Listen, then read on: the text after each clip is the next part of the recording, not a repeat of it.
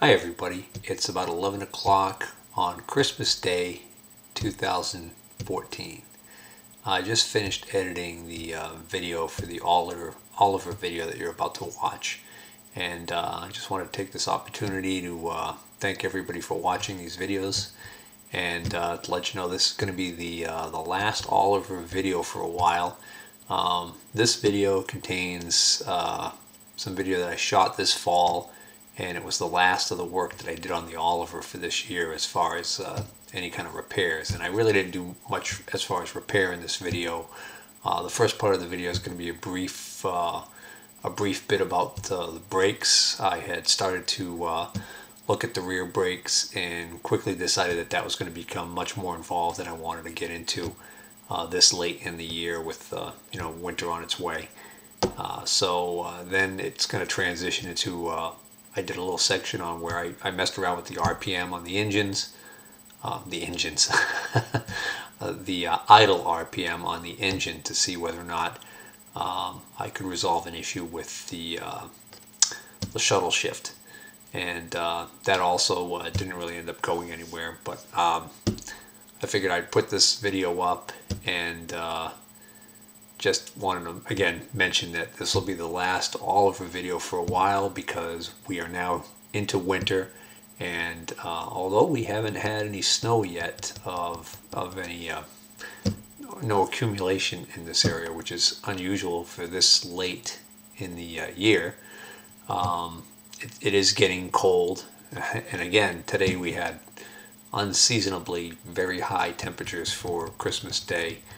I think we got into the mid to high 50s, which is just nuts for New England at this time of year. But I do expect that at some point in January we will get into a cold snap and we will get some serious snow, and I think we're going to get into a regular traditional New England winter at some point. So anyways, we're going to start moving into some videos that are going to deal more with inside work. You're going to see some videos coming up on the project I had this fall of moving the milling machine down into the basement, which basically involved partial disassembly of the machine, getting it down the basement, and reassembly. And see what else we've got coming up. I think I've got some stuff coming up with the Airco welder. I did finally get that into the basement. I'm actually in the process of going to be wiring the shop to add more 220 volt feeds so that I can run the milling machine, the welder, and we're going to go back to work on the Hendy and the Vernon lathe also. Going to get that down here. That's actually still sitting outside, unfortunately, but we'll get to that. And of course the SIP drill press. And got a couple other things too in the hopper, so to speak. So anyways, probably not going to get this video actually uploaded until about New Year's or somewhere around there. So I'll take this opportunity to wish all my viewers a Happy New Year, and I appreciate everybody who's clicked to subscribe. That's really helps motivate me to keep going when I see people subscribing or liking the videos or even commenting on the videos. That's basically what motivates me. So keep up the good work, and I'll do my best to continue to bring you videos that hopefully will be of interest. Take care. Well, I'm taking a quick look at the Oliver brakes because the brakes they're really poor on this thing, and if I could do something fairly simple to improve them in the slightest way, I'd like to try and just take a stab at that. I got underneath this side here, and I'm looking at the linkage here, and I noticed that this rod is facing kind of like down that way, and when I looked at the other side, I could see that what has happened, that's how it's supposed to be. That's how it's supposed to look. Okay? And then you get that locking nut on the end, and you loosen that up, and then you can adjust the adjusting nut to adjust the linkage. Well, on this side, what looks to me must have happened is that Maybe there's a large rock or something that somebody hit something on there, because the bottom edge of the bolt is a little damaged. And the bigger problem, let me see if I can get this angle. The bigger problem, of course, is just that the angle that it's at, it's all out of whack. So essentially what happens is, by having it this way, when that foot pedal gets stepped on, this lever right there, that linkage right there, pulls up on this lever, and it pivots at this point right here, which causes this to go down, which should pull on this rod. Well, it can't really pull on this rod the way it is right now because of the angle it's at. So I'm going to start by seeing whether or not this is just stuck back there or is it bent. So I'm going to whack at it with a hammer and see what happens.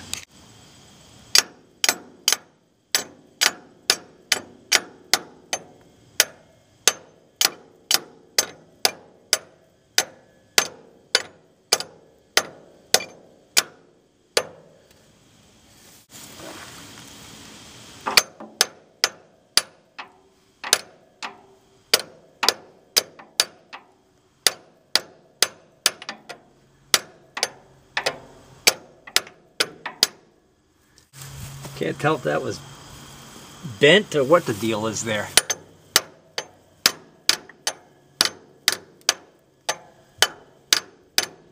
Straightening out some, but I don't know whether or not I'm actually bending back a rod that could bend back that way,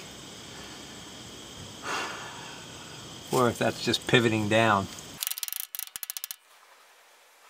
See, if it's bent, then I probably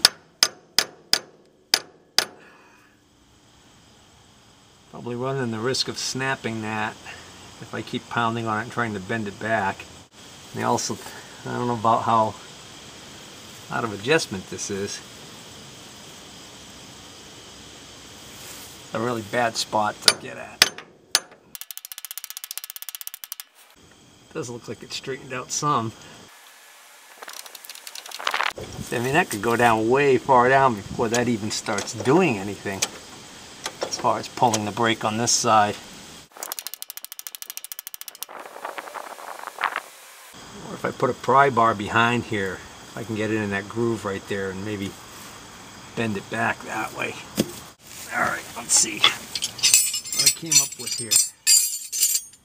Got this small chisel. This bigger one is, okay, it's going to be too wide to fit in there. So, bought this claw hammer, this framing hammer, because it's got a straight claw on it. That also is not going to fit in there. So it looks like I got to go with this. Tap this up a little bit.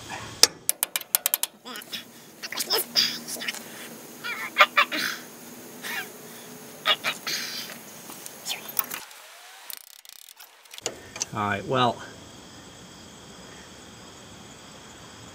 I don't really have enough room to crawl underneath the back of the tractor there and get a good swing that way.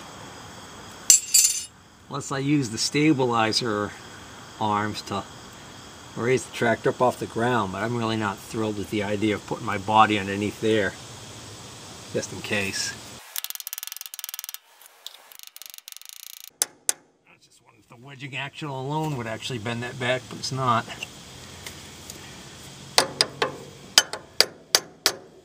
That piece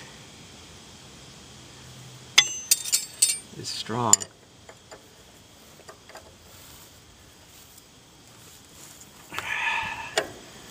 These threads, on top of being rusty, are damaged at the end. Probably not so great on the back side where I've been banging it either. That's just the locking nut. Now with that nut backed off, this nut should be able to turn to adjust it. And guess what? It doesn't.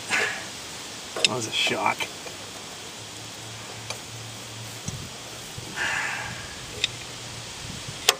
How are you supposed to?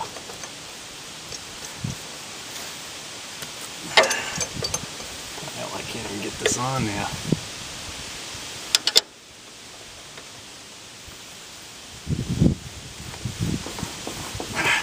That would be loosening it, I know, but I'm just trying to make it move it all.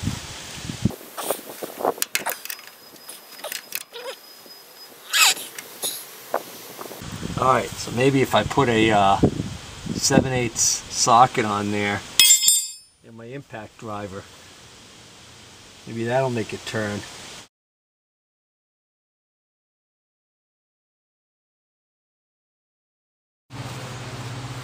Hey everybody, I was just getting ready to pull the air-cooled welder out of the shed in the box up there and get it over here and temporarily wire it up and test it and see if it works at all. Much sense in dragging it all the way down the basement and getting it all wired up permanently if the thing doesn't work. So now that I've got a decent extension cord, I'm going to just wire a plug onto it so I can temporarily plug it into my cord, into my 50 amp circuit down in the basement there. Ultimately, I haven't decided yet what I'm going to run for a breaker to run it. But a lot of guys with welders as big as this will run them on 50 amp circuits, and all they end up having is you know, less duty cycle later. They might not run as many amps, or they might not run it for as long a period of time in stretches. But I'm not doing any production welding with this thing, so. But anyways, getting back to the matter at hand. So I'm going to use the Oliver to move it, and I had been thinking about this for a while now, of trying to see what would happen if I turn the idle down a little bit. I don't know what the idle is supposed to be, and actually I could probably look it up easy enough, but it doesn't matter because there's no tachometer on this tractor. And even if there was a tachometer on this tractor, for setting the idle RPM, you really want a dedicated true tachometer, or some sort of an electronic maybe tach that you can rig up on here to get a real proper reading of the RPMs, and I don't have that, so I'm just going to fudge it. Now the reason why I'm turning this, I want to try turning the RPMs down, is because of this reverso torque, this shuttle shift mechanism on the tractor. Instead of having a manual clutch, this has got this shuttle shift deal.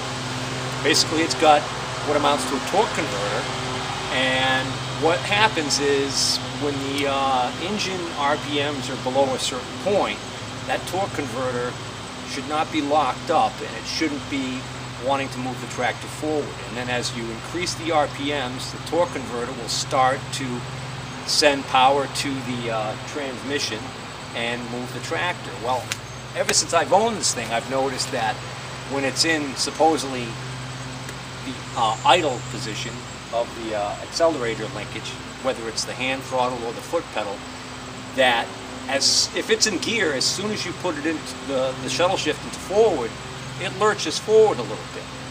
The only thing that's going to stop it from moving is if the bucket's already down, or something's, you know, or if it's, you know, got a rock underneath a tire that it needs to push over. And then you give it some pedal, and then it'll of course go like heck. But I'm wondering whether or not the RPMs are too high, and that's causing the input shaft on the transmission to be turning, and that might explain a couple things. It might explain why as soon as you put it in the shuttle shift into forward, even before you hit the pedal, it lurches. Might also explain why I grind gears a lot on this thing. I think what's happening is I think that input shaft needs to be pretty much stopped from rotation before you can shift it without it grinding. And I have to play with the shuttle shift and like pop it into reverse and then forward again to kind of trick it into thinking, you know, changing direction and stopping just for a second to pop it in gear. And I don't like that. I don't like grinding gears. No one should. If you do enjoy grinding gears, you should probably talk to somebody about that. Anyways, so what I'm going to do before I do anything is I'm just going to give you a quick demonstration, you know, a reminder of how it's working right now. Then I'm going to change the adjustment, and then I'm going to see how it acts after that.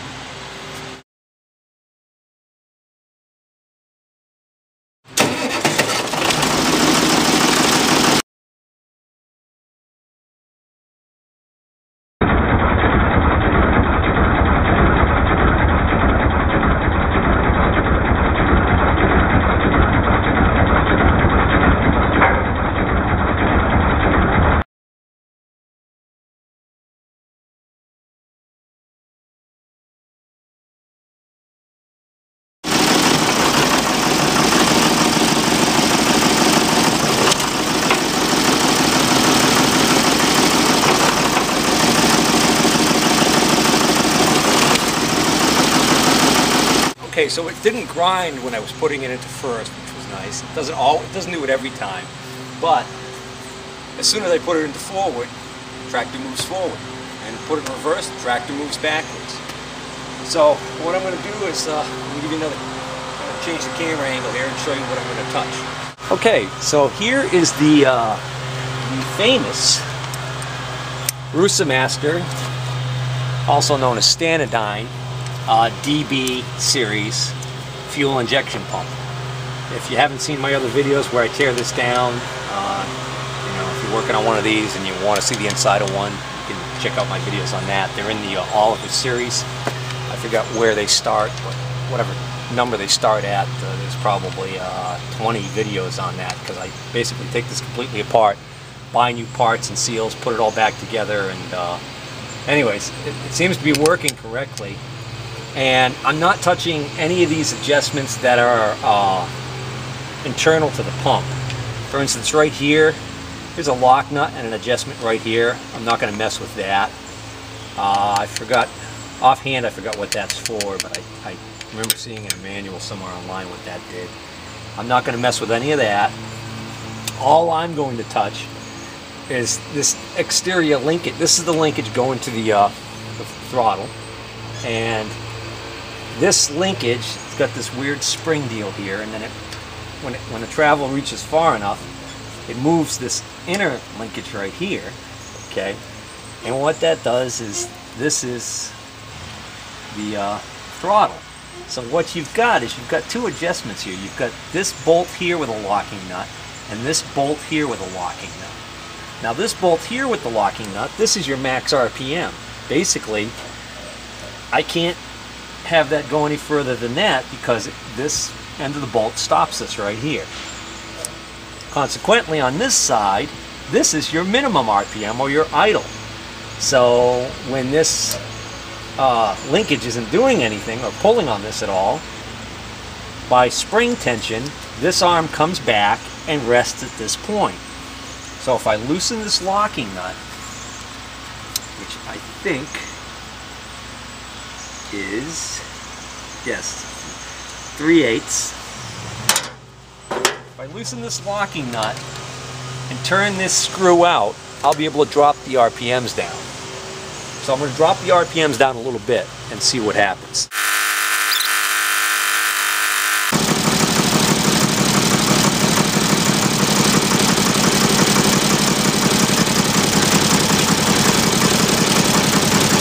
That's half a turn on the screw. I'm moving the camera over to this side of the tractor only because the sun is behind me now. The sun's just getting ready to break over the house, over the top of the house, because it's close to noon. Alright, let's see what happens.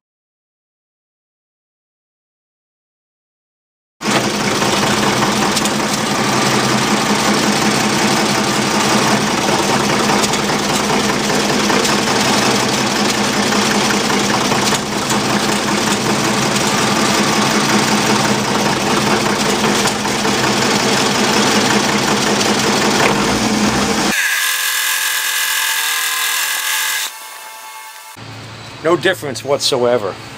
So that didn't do anything to help. I can't imagine that the RPMs are supposed to be any lower than that.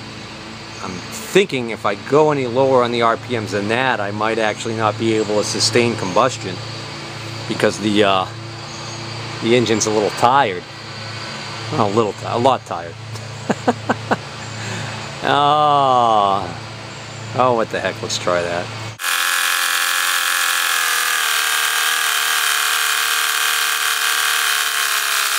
That just seems silly slow right there.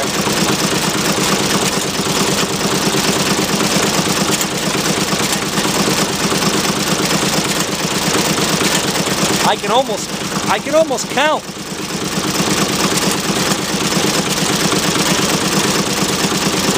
1, 2, 3, 4, 1, 2, 3, 4, 1, 2, 3, 4. What the hell is it? Alright, so I went and got my smartphone and I got this stopwatch app on here, and I'm going to try and use this. It's going so slow, I think I can actually count the revolutions in, I'll count how many in 10 seconds, and I'll try and do that several times and take the average of what I get right there.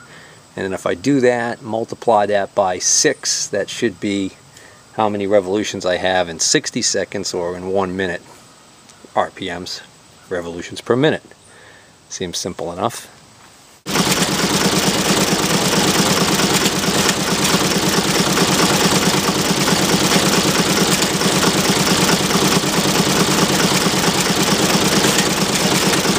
I think that was 35.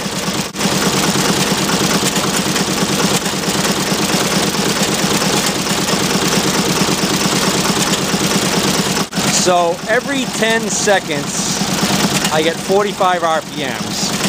So if I multiply 45 by 6, which is the amount the 10 goes into 60, that should give me the RPMs, 270 RPMs.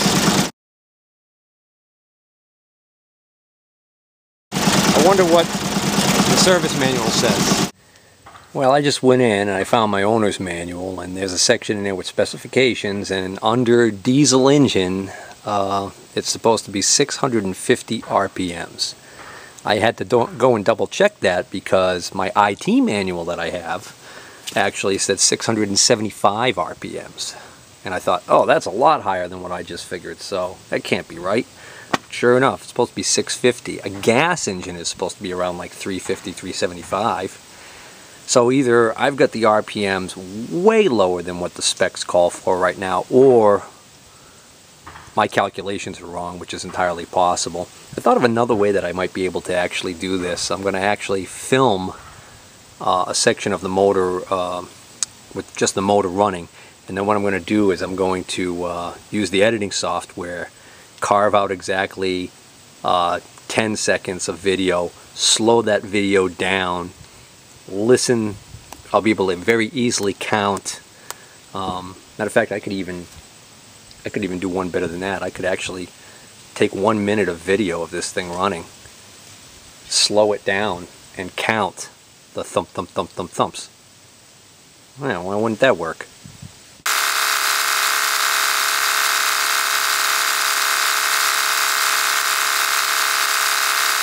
Alright, that ought to do it.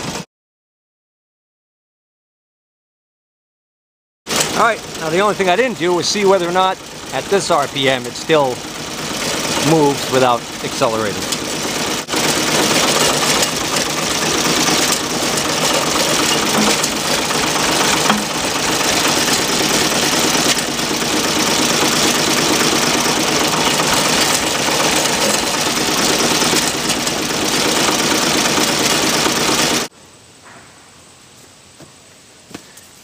Still does it. Maybe you're supposed to keep your foot on the brake before you engage the shuttle shift, and that the brake is supposed to keep the tractor from moving. Maybe that's what's going on here.